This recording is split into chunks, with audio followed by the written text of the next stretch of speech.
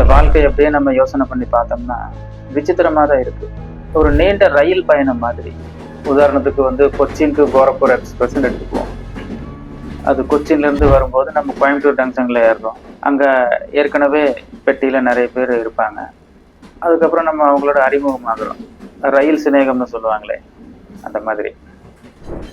அப்புறம் உத்தரப்பிரதேசம் எல்லாம் தாண்டி ஜான்சி எல்லாம் தாண்டி போகுது. அங்க நிறைய பேர் ஏறுறாங்க இறங்குறாங்க. நம்ம எது வரைக்கும் டிக்கெட் வாங்கியிருக்கிறோமோ நம்ம இறங்கிடுறோம். அப்போ அந்த ரயில் பயணம் தொடர்ந்து தான் இருக்கு. இப்படிதான் நம்ம பிறக்கும்போது ஏற்கனவே அம்மா அப்பா நம்ம கூட இருந்தாங்க. அவங்களோட சேர்ந்து பயணிக்கிறோம். இடையில மனைவி அப்படிங்கிற பந்தம் உண்டாகுது, திருமணம் நடக்குது. அவரோட சேர்ந்து கொஞ்ச காலம் பயணிக்கிறோம். அதுக்கப்புறம் குழந்தைகள் அப்படிங்கிற பந்தம் ஏற்படுது. போற வழியில அப்படி போற போக்குல அம்மா அப்பா இறங்கிடுறாங்க. அதாவது அவங்க நம்மளை விட்டு போயிடுறாங்க, இந்த உலகத்தை விட்டு போயிடுறாங்க.